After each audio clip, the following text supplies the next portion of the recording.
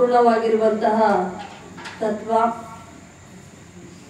ಗುರು, ಲಿಂಗ, ಜಂಗಮ, ವಿಭೂತಿ, ರುದ್ರಾಕ್ಷಿ. ಇದೀಗ ರುದ್ರಾಕ್ಷಿ ತತ್ವಕ್ಕೆ ನಾವು ಬಂದಿದ್ದೇವೆ. ರುದ್ರಾಕ್ಷಿ ಒಂದು ಗಿಡದ ಬೀಜ ಏನ್ರಿ, ಒಂದು ಗಿಡದಲ್ಲಿ ಆಗ್ತಕ್ಕಂತಹ ಬೀಜ. ಆದ್ರೆ ಅದು ದೈವಿ ಸಂಕೇತವನ್ನ ಪಡಿತಾ ಇದೆ. ಅಂದ್ರ ಎಷ್ಟು ಅದ್ಭುತವಾಗಿ ಅದರ ಶಕ್ತಿ ಇರಬಹುದು. ಜಗತ್ತಿನ ಮೇಲೆ ಅನೇಕ ಗಿಡಗಳ ಬೀಜವನ್ನ ನಾವು ನೋಡ್ತೇವೆ. ಆದ್ರೆ ದೈವೀಕರಣಕ್ಕೆ ಉಪಯೋಗವಾಗ್ತಕ್ಕಂತಹ ಬೀಜ ಅಂದ್ರೆ ಅದ್ಯಾವುದು ಅಂದ್ರೆ ರುದ್ರಾಕ್ಷಿ ಅಂತಕ್ಕಂಥದ್ದು. ಹಾಗಾಗಿ ಆ ಒಂದು ರುದ್ರಾಕ್ಷಿಯನ್ನ ಜಾಸ್ತಿ ಎಲ್ಲಿ ಬೆಳಿತಾರ್ರಿ ಅಂತಂದ್ರ ನೇಪಾಳ. ಹೌದಾ, ನಾವೆಲ್ಲ ನೋಡಿದೀವಿ. ಮತ್ತ ಅಷ್ಟೇ ಅಲ್ದನೆ ಪೂರ್ತಿ ಒಂದೇ ಕಡೆಗೆನೆ ಆ ರುದ್ರಾಕ್ಷಿ ಗಿಡಗಳು ಇರೋದನ್ನು ಕೂಡ ನೋಡಿದ್ದೀವಿ. ಅಂದ್ರೆ ಅಷ್ಟು ಅದ್ಭುತವಾಗಿ ಆ ಗಿಡಗಳಲ್ಲಿ ಬೆಳೀತಕ್ಕಂಥದನ್ನ ನೋಡಿದ್ದೇವೆ. ಅದಕ್ಕಾಗಿ ಬಹುಶಃ ಈ ರುದ್ರಾಕ್ಷಿಗೆ ರುದ್ರಾಕ್ಷಿ, ರುದ್ರ ಪ್ಲಸ್ ಅಕ್ಷಿ ಇಜ್ಕೊಲ್ ಟು ರುದ್ರಾಕ್ಷಿ. ರುದ್ರಾಕ್ಷಿ ಅಂತ ಯಾಕೆ ಬಂದೈತಿ ಅಂತ ಹೇಳಂತಂದ್ರ ರುದ್ರನು ಕಂಡು ಹಿಡಿದಿರುವಂತಹದ್ದು ಇದು. ಅದಕ್ಕಾಗಿ ಆತನ ಹೆಸರನ್ನ ಇದಕ್ಕೆ ಸಂಬಂಧಿಸಿ ರುದ್ರಾಕ್ಷಿ ಅಂತ ಇಡಲಾಗಿದೆ ಅಂತ. ಹೌದಾ, ಅಕ್ಷಿ ಅಂದ್ರೆ ಕಣ್ಣು. ಹೌದಾ, ರುದ್ರನ ಕಣ್ಣು ಅನ್ನುವಂಥದ್ದು ಇದಕ್ಕಿರ್ತಕ್ಕಂತ ಹೆಸರು. ಹೌದಾ, ಹಾಗಾದ್ರೆ ಅದು ನಮ್ಮೊಳಗ ಯಾವುದನ್ನ ಜಾಗೃತ ಮಾಡ್ತಕ್ಕಂಥದ್ದು ಅಂದ್ರೆ ಮೇಲೆ ಆ ರುದ್ರಾಕ್ಷಿ ಮಣಿಗಳನ್ನ ಧರಿಸಿದ್ರು ಕೂಡ ನಮ್ಮೊಳಗೆ ಅರಿವಿನ ಕಣ್ಣನ್ನ ಜಾಗೃತವನ್ನಾಗಿ ಮಾಡತಕ್ಕಂಥದ್ದೇ ಯಾವುದು ಅಂದ್ರೆ ರುದ್ರಾಕ್ಷಿ ಅಂತಕ್ಕಂಥದ್ದು, ಅರಿವಿನ ಕಣ್ಣು. ಇದು ಬಹಳ ಮಹತ್ವಪೂರ್ಣವಾಗಿರ್ತಕ್ಕಂಥದ್ದು. ಮತ್ತ ಪ್ರತಿಯೊಂದು ಔಷಧದಲ್ಲಿ ಇದರ ಅಂಶ ಇರಲೇಬೇಕು. ಏನ್ರಿ, ಪ್ರತಿಯೊಂದು ಔಷಧ ಗುಳಿಗೆ ಏನೋ ಗೋಲಿ ಅಲ್ಲ, ಆ ಗೋಲಿ ಅದ್ರೊಳಗು ಎಲ್ಲ ಏನಂತಂದ್ರೆ ರುದ್ರಾಕ್ಷಿಯ ಅಂಶ ಇರಬೇಕು. ರುದ್ರಾಕ್ಷಿಯ ಅಂಶ ಇರದೇ ಇತ್ತಂದ್ರ ಆ ಔಷಧವೇ ಇಲ್ಲ ಅಂತಕ್ಕಂಥದ್ದು. ಟಾನಿಕ್ ಮತ್ತೊಂದು ಮಗದೊಂದು ಎಲ್ಲದರಲ್ಲೂ ಕೂಡ ಇದರ ಅಂಶ ಅಡಗಿದೆ ಅಂತಕ್ಕಂಥದ್ದು. ಇನ್ನ ಈ ರುದ್ರಾಕ್ಷಿ ಧರಿಸೋದ್ರಿಂದ ಅದ ಮೈ ಮೇಲೆ ಚರ್ಮಕ್ಕೆ ಹತ್ತುವಂಗಿರ್ಬೇಕು. ಏನ್ರಿ, ಹೆಂಗಿರ್ಬೇಕಂದ್ರ ಚರ್ಮಕ್ಕ ಹತ್ತುವಂಗ ಇರ್ಬೇಕು. ಈ ರುದ್ರಾಕ್ಷಿ ಧರಿಸೋದ್ರಿಂದ ಏನಾಗ್ತತಿ ಅಂದ್ರ ನಕಾರಾತ್ಮಕವಾಗಿರುವಂತಹ ಏನ್ರಿ ಗುಣಗಳು, ನಕಾರಾತ್ಮಕವಾಗಿರ್ತಕ್ಕಂತಹ ಶಕ್ತಿಗಳು ನಮ್ಮನ್ನೇನು ಆವರಣ ಮಾಡ್ಲಿಕ್ಕೆ ಬರ್ತಿರ್ತಾವೋ ಅವೆಲ್ಲವನ್ನು ಕೂಡ ತಡೆದು ನಿಲ್ಲಿಸುವಂತಹ ಶಕ್ತಿ ಅದಕ್ಕದರಿ ಅಂದ್ರ ರುದ್ರಾಕ್ಷಿಗೆ ಇದೆ. ಏನ್ರಿ, ಏನೇನೋ ಅಕ್ಕ ಅಂತ ಹೇಳ್ತಾರ ನೋಡ್ರಿ, ಏನೇನೋ ಮಾಡ್ತಾರ, ಬಾನಾಮತಿ ಆದ ಈದ ಏನೇನೋ ಹೇಳ್ತಾರಲ್ಲ. ನಾವಂತೂ ನಂಬಲ್ಲ. ಅದಕ್ಕಾಗಿ ನಾವು ಅದನ್ನ ಬಗ್ಗೆ ತಲೆ ಕೆಡಿಸ್ಕೊಳಂಗಿಲ್ಲ. ಯಾಕಂದ್ರೆ ನಾನು ಒಂದ್ಸಲ ಹುಲ್ಸೂರು ಅಲ್ಲಪ್ಪ ಹುಲ್ಲಂಬಿ ಅಂತೇಳಿ ಒಂದು ಊರದ ಹುಲ್ಲಂಬಿ ಅಂತ, ಅಲ್ಲಿ ಪ್ರವಚನವನ್ನ ಮಾಡುವಂತ ಸಂದರ್ಭದೊಳಗ ನಂಗ ಹೇಳಿ ಒಬ್ರು ದಿನಂಪ್ರತಿ ನಾವು ಇಲ್ಲಷ್ಟ ಬಿಟ್ಟೇವಿ. ಆಕ್ಚುಲಿ ಪ್ರತಿಯೊಂದು ಮನೆಗೂ ಕೂಡ ಮಧ್ಯಾಹ್ನದಲ್ಲಿ ಪೂಜೆ ಇರ್ತದ. ಪ್ರತಿಯೊಂದು ಮನೆಗೂ ಆ ಮನೆಯ ಎಲ್ಲ ಕುಟುಂಬದವರನ್ನ ಕೂಡಿಸ್ಕೊಂಡು 108 ಮಂತ್ರವನ್ನ ಹೇಳಿಸಿ ಪೂಜೆಯನ್ನ ಮಾಡಿ ಅವ್ರಿಗೆ ಕುಂದಿರಿಸಿ ಆ ರುದ್ರಾಕ್ಷಿ ಕಟ್ಟಿ ಆಶೀರ್ವಾದ ಮಾಡಿ ಹೀಗೆಲ್ಲ ಬರ್ತಿರ್ತೀವಿ ನಾವು. ಆದ್ರೆ ನನಗೆ ಸ್ವಲ್ಪ ಬಿಡುವಿಲ್ಲದ ಕಾರಣದಿಂದ ನಾನು ಇಲ್ಲಿ ಅದನ್ನ ಸ್ಟಾಪ್ ಮಾಡಿದ್ದೇನೆ ಅಷ್ಟೇನೆ. ಹಾಗಿರುವಂತ ಸಂದರ್ಭ ಅವರು ಪೂಜೆ ಮಾಡಿಸಿ ಅಷ್ಟೇ ಯಾಕೆ ಕಳಿಸೋದು, ಆ ಪ್ರಸಾದನು ಮಾಡಿಸೋಣ ಅಂತೇಳಿ ಅನ್ನೋರು ಇರ್ತಾ ಇದ್ರು. ಪ್ರಸಾದ ಮಾಡಿಸಿ ಕಳಿಸ್ತಿದ್ರು.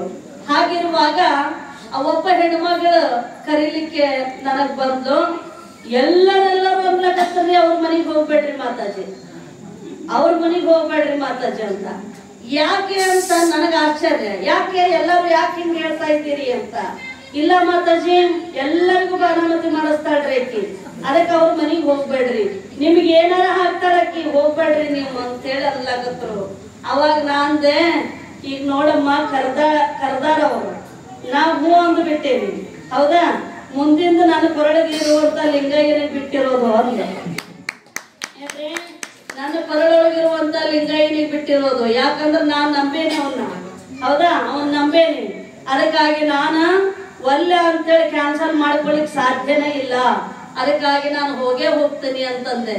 ಹೋಗಿ ಮನೆಯವ್ರನ್ನೆಲ್ಲರನ್ನೂ ಕೂಡ ಕುಂದಿರಿಸಿ ಅವ್ರನ್ನೆಲ್ಲ ಪೂಜೆ ಮಾಡಿ ಅವರಿಗೆಲ್ಲ ಆಶೀರ್ವಾದ ಮಾಡಿ ಅವ್ರ ಮನೆ ಒಳಗೆ ಪ್ರಸಾದ ಮಾಡಿ ಬಂದೆ.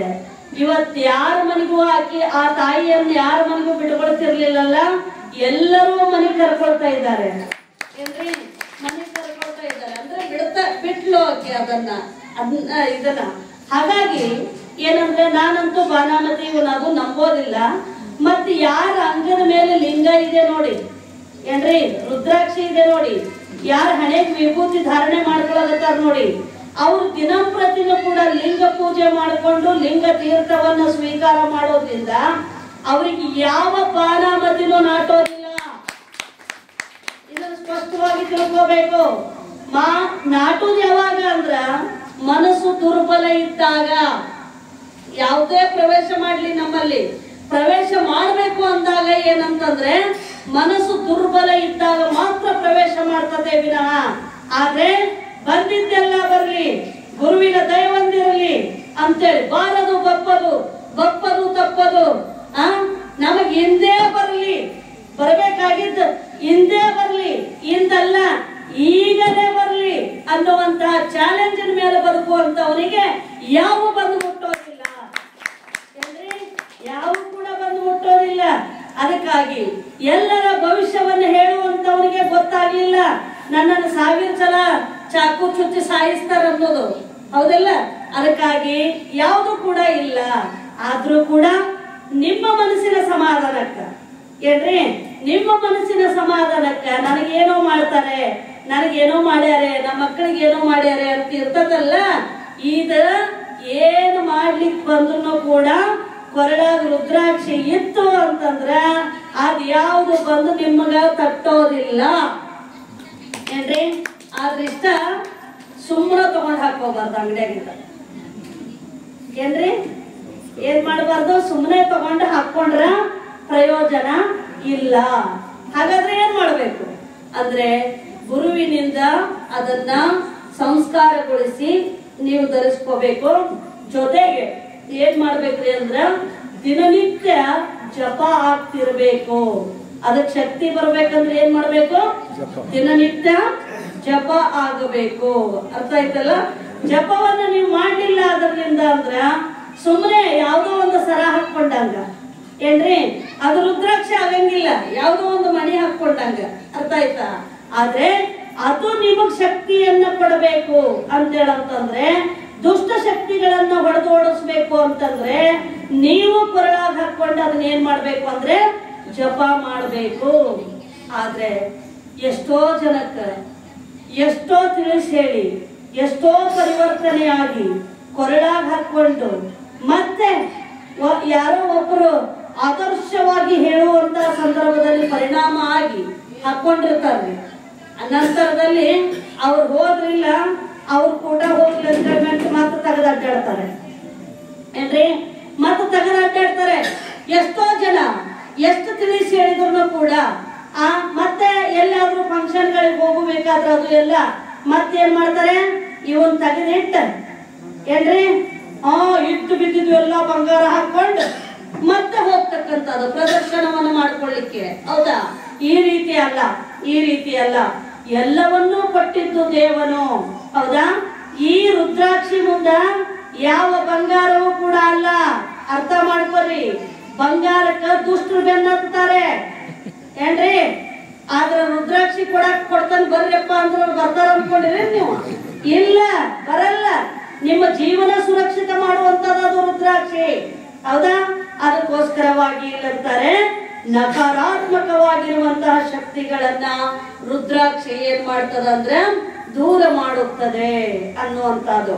ಅದಕ್ಕಾಗಿ ಇಲ್ಲಿ ಮತ್ತೆ ಹೇಳ್ತಾರೆ ಏನಪ್ಪಾ ಅಂದ್ರೆ ರುದ್ರಾಕ್ಷಿ ಧಾರಣೆಯಿಂದ ಕೆಲವರಿಗೆ ಈ ದೇಹ ವಾಸನೆ ಬರ್ತಿರ್ತದಂತ. ಎಷ್ಟೇ ಸ್ನಾನ ಮಾಡ್ಲಿ ಯಾವುದೇ ಸೋಪ್ ಉಪಯೋಗ ಮಾಡ್ಕೊಳ್ಳಿ, ಏನಾಗ್ತದೆ ಅಂದ್ರೆ ಒಟ್ಟ ದುರ್ಗುಣ ವಾಸನೆ ಬರ್ತದೆ. ಕೆಲವರು ಮೈಗಳ ದುರ್ಗುಣ ವಾಸನೆ ಬರ್ತಿರ್ತಾವಂತ. ಅಂತ ದುರ್ಗುಣ ವಾಸನೆಯನ್ನ ಕಳೆಯುವಂತಹ ಶಕ್ತಿ ಎದಕ್ಕದ ಅಂದ್ರ ರುದ್ರಾಕ್ಷಿಗಿದೆ. ರುದ್ರಾಕ್ಷಿಗೆ ಬೇಕಾದ ಹಚ್ಕೊಂಡ್ರೆ ಅವ್ರ ಮೈ ಹಂಗ ಬರ್ತಿರ್ತದಂತ, ಅದು ದುರ್ಗುಣ ವಾಸನೆ. ಅದಕ್ಕಾಗಿ ಆ ರುದ್ರಾಕ್ಷಿಯನ್ನ ಮೈ ಮೇಲಿತ್ತು ಅಂತ ಹೇಳಂದ್ರ ಆ ದುರ್ಗುಣ ವಾಸನೆ ಬರೋದಿಲ್ಲ ಅಂತ ಹೇಳ್ತಾರೆ. ಇನ್ನ ಕೆಲವರು ಎಂತೆಂತ ಪೇಸ್ಟ್ ತಗೊಂಡು ಉಜ್ಜುತ್ತಾರೆ ಬಾಯನ್ನ, ಆದ್ರೂ ಬಾಯಿ ವಾಸನೆ ಬರ್ತದ. ಏನ್ರಿ ಬಾಯಿ ವಾಸನೆ ಬರ್ತದ. ಅದಕ್ಕೆ ಏನ್ ಮಾಡ್ಬೇಕು ಅಂತಾರೆ ಅಂತಂದ್ರೆ ರುದ್ರಾಕ್ಷಿಯನ್ನ ತೆಗೆದು ಏನ್ರಿ ಅದ್ರಲಿಂದ ಸ್ವಲ್ಪ ಹಲ್ಲನ್ನ ಉಜ್ಜಿದ ಮೇಲೆ ಮತ್ತೆ ಇದರ್ಲಿಂದ ಏನ್ ಮಾಡ್ಬೇಕು, ಉಜ್ಜಿ ಮುಕ್ಕುರ್ಸಿ ನೀವು ಉಗುಳಿದ್ರಿ ಅಂದ್ರ ಬಾಯಿ ವಾಸನೆ ಬರೋದಿಲ್ಲ ಅನ್ನುವಂಥದ್ದು. ಹೌದಾ? ಈ ರೀತಿ ಶಕ್ತಿ ಏನಂತಂದ್ರೆ ರುದ್ರಾಕ್ಷಿಯಲ್ಲಿ ಇದೆ ಅನ್ನುವಂಥದ್ದು. ಇನ್ನ ಒಬ್ರು ವೈದ್ಯರು ಹೇಳ್ತಾರೆ, ದೇಹವನ್ನು ಶುದ್ಧೀಕರಣ ಮಾಡುವ ಶಕ್ತಿ ಎದಕ್ಕದ ಅಂತಂದ್ರೆ ರುದ್ರಾಕ್ಷಿಗಿದೆ ಅಂತ. ಈ ದೇಹವನ್ನ ರೋಗಾದಿಗಳಿಂದಲೇ ಆಗ್ಲಿ ಅಥವಾ ಏನಂದ್ರ ಈ ನಕಾರಾತ್ಮಕ ಶಕ್ತಿಗಳಿಂದಲೇ ಆಗ್ಲಿ ಅಥವಾ ದುರ್ಗುಣ ವಾಸನೆಯಿಂದಲೇ ಆಗ್ಲಿ ಯಾವುದೇ ರೀತಿಯಲ್ಲಿ ಶುದ್ಧೀಕರಣವನ್ನ ಗೊಳಿಸ್ತಕ್ಕಂತ ಶಕ್ತಿ ಎದಕ್ಕದ ಅಂತಂದ್ರೆ ರುದ್ರಾಕ್ಷಿಗೆ ಇದೆ ಅನ್ನುವಂಥದನ್ನ ಹೇಳ್ತಾ ಹೋಗ್ತಾರೆ. ಇನ್ನ ಗುರು ಬಸವಣ್ಣನವರು ಹೇಳ್ತಾರೆ, ಅಯ್ಯ ಎನಗೆ ರುದ್ರಾಕ್ಷಿಯೇ ಸರ್ವ ಸಾಧನವಯ್ಯ ಸರ್ವ ಪಾವನವಯ್ಯ, ಅಯ್ಯ ಎನಗೆ ರುದ್ರಾಕ್ಷಿಯೇ ಸರ್ವ ಕಾರಣವಯ್ಯ, ಅಯ್ಯ ಎನಗೆ ರುದ್ರಾಕ್ಷಿಯೇ ಸರ್ವ ಸಿದ್ಧಿ, ಅಯ್ಯ ಎನಗೆ ರುದ್ರಾಕ್ಷಿಯೇ ಸರ್ವ ಪಾಪಕ್ಷಯವು, ಅಯ್ಯ ನಿಮ್ಮ ಪಂಚವಕ್ರಗಳೇ ಪಂಚಮುಖದ ರುದ್ರಾಕ್ಷಗಳಾದವಾಗಿ ಎನ್ನ ಮುಕ್ತಿ ಪಥಕ್ಕೆ ಶ್ರೀ ರುದ್ರಾಕ್ಷಿಯೇ ಸಾಧನವಯ್ಯ. ಏನ್ರಿ ಅವ್ರು ಹೇಳ್ತಾರೆ, ಮುಕ್ತಿ ಪಥ ನಮಗ್ ಸಿಗ್ಬೇಕಂದ್ರೂ ಕೂಡ ನಮ್ಮ ಕೊರಳಲ್ಲಿ ಏನಿರ್ಬೇಕ್ರಿ ಅಂತಂದ್ರೆ ರುದ್ರಾಕ್ಷಿ ಇರಬೇಕು ಅಂತ. ಅದಕ್ಕಾಗಿ ಸರ್ವ ಪಾವನ, ಎಲ್ಲವನ್ನೂ ಪಾವನವನ್ನಾಗಿ ಮಾಡುವಂತ ಶಕ್ತಿ ಯಾವ್ದಕ್ಕದ ಅಂದ್ರೆ ರುದ್ರಾಕ್ಷಿಗೆ ಇದೆ ಅನ್ನುವಂಥದ್ದು. ಈ ಸಜ್ಜಲಗುಡ್ಡದ ಶರಣಮ್ಮರು ಅಂತ ಬರ್ತಾರೆ, ಹೌದ್ರಾ? ಸಜ್ಜಲಗುಡ್ಡದ ಶರಣಮ್ಮರಿಗೆ ಪಾಪ ಬಹಳ ಒಳ್ಳೆ ಒಬ್ಬ ಇದು ಮಹಾತ್ಮರು. ಯಾರು? ಸಜ್ಜಲಗುಡ್ಡದ ಶರಣಮ್ಮರು. ಅವರಿಗೆ ಗಂಡನ ಮನೆಯಲ್ಲಿ ಪಡಬಾರದ ತ್ರಾಸ ಪಟ್ಟರು. ಗಂಡ ಬಹಳ ತ್ರಾಸ ಕೊಡ್ತಿದ್ದ. ಅತ್ತೆ ಮಾವ ಇವರೆಲ್ಲರ ಕಾಟ ಸಾಕಾಗೋಯ್ತು ಜೀವನದಾಗ. ಯಾಕಂದ್ರೆ ಮೊದಲೇ ಮದುವೆ ಆಗ್ಬಾರ್ದಂತಿದ್ರು ಪಾಪ. ಆದ್ರೆ ಕೇಳ್ಬೇಕಲ್ಲ ಜನ, ಮನೆಯೊಳಗ ಕೇಳ್ದಂಗ ಮದುವೆ ಮಾಡಿದ್ರು. ಆದ್ರೂ ಕೂಡ ಮದುವೆ ಮಾಡ್ಯಾರ. ಅವಾಗ ಅವತ್ತಿನ ಕಾಲಕ್ಕೆ ಒಂದು ಮನೋಭಾವನೆ ಇರ್ತಾ ಇತ್ತು ಹೆಣ್ಮಕ್ಳಿಗೆ. ಏನಂದ್ರೆ ನಮ್ಮ ಮನೆಗೆ ಅಪಕೀರ್ತಿಯನ್ನು ನಾನು ಒಯ್ಯಬಾರ್ದು ಏನ್ರಿ. ಕೊಟ್ಟ ಮನೆಯೊಳಗ ಏನ್ ಕಷ್ಟ ಬಂದ್ರು ಕೂಡ ಬದುಕಿ ಅವ್ರಿಗೆ ಕೀರ್ತಿ ಒಯ್ಬೇಕು ಅನ್ನುವಂಥದ್ದು ಇರ್ತಿತ್ತು. ಹಾಗಿದ್ದಾಗ ಆ ತಾಯಿಯವರು ಏನಂದ್ರೆ ಬಹಳ ಕಷ್ಟವನ್ನು ಅನುಭವಿಸ್ತಾರೆ. ಆದ್ರೂ ಕೂಡ ಯಾಕೋ ಬಹಳ ಕುತ್ತಿಗೆಗೆ ಬಂದಾಗನ ಏನು ಮಾಡ್ಲಿಕ್ಕೆ ಆಗೋದಿಲ್ರಿ ಕಷ್ಟಗಳು. ಆ ರೀತಿ ಕಷ್ಟ ಒದಗಿ ಬಂದಾಗ ಅವ್ರಿಗೆ ಅನಿಸ್ತದ, ಯಾಕೆ ಇದ್ರೊಳಗ ಕೊಳಿಬೇಕು ನಾನು ಏನ್ರಿ, ಇದ್ರೊಳಗ ಯಾಕೆ ಕೊಳಿಬೇಕು ನಾನು? ಇದೇನಾ ಜೀವನ ಅಂದ್ರ? ಇದೇನಾ ಜೀವನ ಸಾರ್ಥಕ ಮಾಡ್ಕೊಳ್ಳೋದಂದ್ರ? ಇಲ್ಲ. ನಾನೇನಾದ್ರೂ ಕೂಡ ಅಧ್ಯಾತ್ಮ ರಂಗದಲ್ಲಿ ಹೋಗಿ ನನ್ನ ಜೀವನವನ್ನ ಪಾವನ ಮಾಡ್ಕೊಳ್ಬೇಕು ನಾನು ಅಂತ ಹೇಳಿ ಅವ್ರು ಏನ್ ಮಾಡ್ತಾರೆ ಅಂದ್ರೆ ಮನೆಗೂ ಕೂಡ ಹೋಗಲ್ಲ. ಅವರು ಒಬ್ರು ಗುರುಗಳ ಹತ್ರ ಬರ್ತಾರೆ. ಅಲ್ಲೇ ಸಜ್ಜಲಗುಡ್ಡಕ್ಕ ಬರ್ತಾರೆ. ಅಲ್ಲಿ ಬಂದಾಗ ಆ ತಾಯಿಯ ಒಂದು ಆದರ್ಶವನ್ನ ನೋಡಿ, ಅವರ ಮನಸ್ಸಿನ ಒಂದು ನಿರ್ಮಲತೆಯನ್ನ ನೋಡಿ ಗುರುಗಳು ಹೇಳ್ತಾರೆ, ಅವ್ವ ನೀನೇನು ಸಾಧನೆ ಮಾಡದ ಇದ್ರು ಚಿಂತೆ ಇಲ್ಲ. ಆದ್ರೆ ಈ ವಚನಗಳನ್ನ, ಅಖಂಡೇಶ್ವರ ವಚನಗಳನ್ನ ನೀ ನಿತ್ಯವೂ ಕೂಡ ಯಾರು ಕೂಡ ಜಾಸ್ತಿ ಮಾತಾಡಬೇಡ ಏನ್ರಿ, ಜಾಸ್ತಿ ಮಾತಾಡಕ್ ಹೋಗ್ಬೇಡ. ನಿತ್ಯ ಪವಿತ್ರತೆಯಿಂದ, ಭಕ್ತಿಯಿಂದ, ಗೌರವದಿಂದ ಇವನ್ನ ಅರಿತುಕೊಂಡು ನೀ ನಿತ್ಯ ಪಠಣ ಮಾಡ್ತಾ ಹೋಗು ತಾಯಿ. ಇದು ವಚನ ಅಂದ್ರೆ ಮಂತ್ರ ಇದ್ದ ಹಾಗೆ. ಏನ್ರಿ? ವಚನ ಅಂದ್ರೆ ಮಂತ್ರ ಇದ್ದ ಹಾಗೆ. ನೀ ಪಠಣ ಮಾಡ್ತಾ ಹೋಗು, ನೀ ನಿತ್ಯವೂ ಕೂಡ ಇದೇ ಎಲ್ಲ ನಿನಗೆ ತಂದು ಕೊಡುತ್ತೆ ಅಂತೇಳಿ ಕೊರಳಾಗ ಲಿಂಗ ದೀಕ್ಷೆಯನ್ನ ಕೊಟ್ಟು ಆ ನಂತರ ವಿಭೂತಿ ಧಾರಣೆಯನ್ನ ಮಾಡಿ ಆ ರುದ್ರಾಕ್ಷಿಯನ್ನ ಹಾಕಿ ಅಲ್ಲಿಗೆ ಓದ್ಲಿಕ್ಕೆ ಅವ್ರಿಗೆ ಆ ಗ್ರಂಥವನ್ನ ಕೊಡ್ತಾರೆ. ಅಲ್ಲಿಂದ ಆ ಗುರುಗಳ ಮಾತನ್ನ ಪಾಲಿಸ್ತಾ ಆ ತಾಯಿಯವರು ಬರ್ತಿರ್ತಾರೆ. ಹೀಗಿರುವಾಗ ಗುರುಗಳು ಲಿಂಗೈಕ್ಯರಾಗಿ ಹೋಗ್ತಾರೆ. ಇವರೇ ಅದನ್ನ ಮುಂದುವರಿಸ್ತಾ ಬರ್ತಿರ್ತಾರೆ. ಜನ ತಂಡೋಪತಂಡವಾಗಿ ಬರ್ತಿರ್ತದ ಸಜ್ಜಲಗುಡ್ಡದ ಶರಣಮ್ಮರ ಹತ್ರ. ಏನ್ರಿ? ಬರ್ತಿರ್ತದ. ಹಾಗಿರುವಂತ ಸಂದರ್ಭ ಎಷ್ಟೋ ಜನ ರೈತರು ಹೊಲದೊಳಗೆ ಬೆಳೆದಿರ್ತಕ್ಕಂಥದನ್ನ ತರಕಾರಿ ಧಾನ್ಯಗಳನ್ನ ತರ್ತಿರ್ತಾರೆ. ಅವಾಗ ಹೊಸ್ತಲ್ ಹೊರಗೆ ನಿಂತ್ಕೊಂಡು ಆ ತಾಯಿಯ ಒಳಗೆ ಹೋಗ್ತಿರ್ಲಿಲ್ಲ.